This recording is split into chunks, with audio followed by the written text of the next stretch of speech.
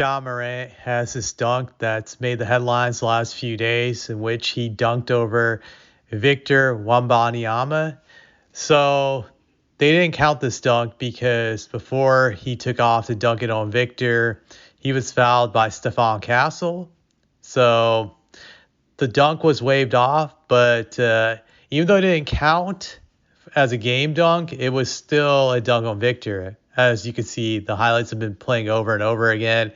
It's probably going to be one of the most overplayed dunk in the sense that didn't count as a game dunk. Just I don't think we've ever had a dunk that didn't count as a game dunk that got this type of headlines, but it got the headlines because obviously it's going to be impressive since Ja Morant was able to scale over Victor, who's like 7'5", and just he was able to flush it on him. It was an amazing dunk. I give him that. As a Spurs fan, I wish I could appreciate it more. It was painful to watch. I'm not gonna lie, but hey, I give him credit. It was an amazing dunk.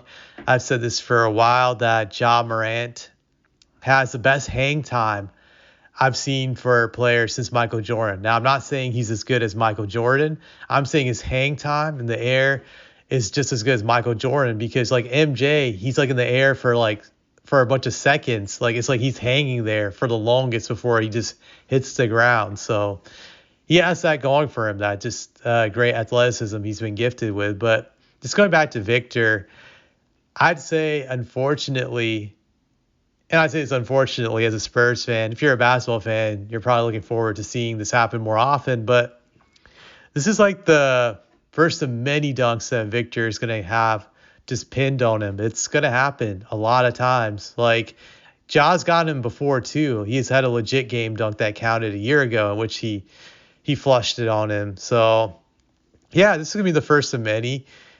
I'm not surprised that it happened. But if you look at the history of the game, great big men have always gotten dunked on. Some more than others, but it has at least happened once to all the great bigs. They've gotten dunked on. And it's usually multiple times. Just great shot blockers from what I saw growing up. Patrick Ewing, Dikembe, David Robinson, Hakeem Olajuwon. All those guys got dunked on. Shaq, it didn't happen that often, mainly because Shaq would foul guys hard before they could succeed. So he had that type of pride. But it did happen a few times. I remember Derek Coleman flushed it on him. So everybody gets it. The guy I remember who got the most abuse, I saw it growing up, and you could say this was like child abuse when you look at all the whole videos, was Sean Bradley.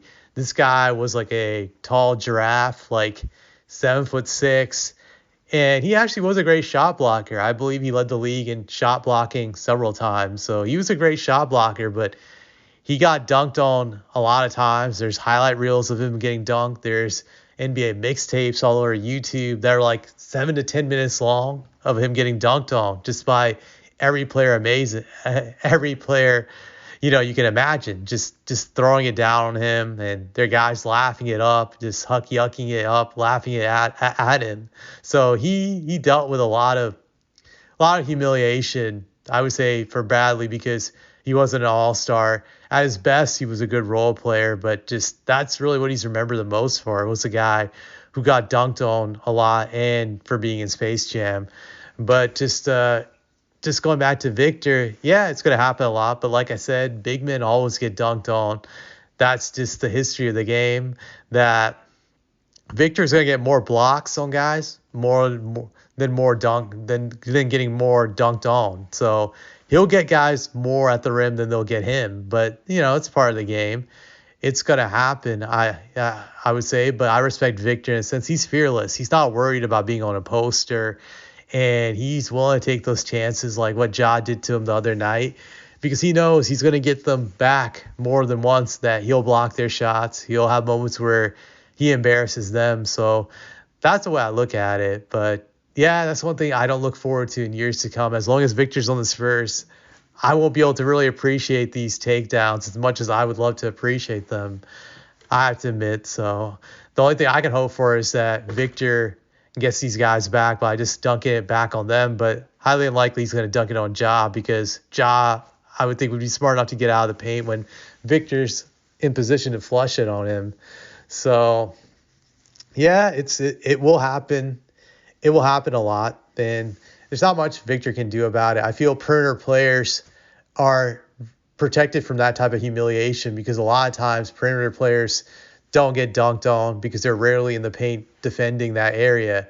So they kind of avoid the humiliation. It's very rare. I can't really recall any great players who were dunked on. I'm sure it's happened, but I don't have any memory of them. Just guys getting dunked on. Like I don't remember Kobe getting dunked on or Vince Carter getting dunked on or just AI getting dunked on. Just the list goes on. Just I can't think of them. I can't think of a time when Michael Jordan got dunked on. So it's very hard. I think LeBron had a few moments where he's gotten flushed on. So, but you get what I'm saying. That's all I have to say about this.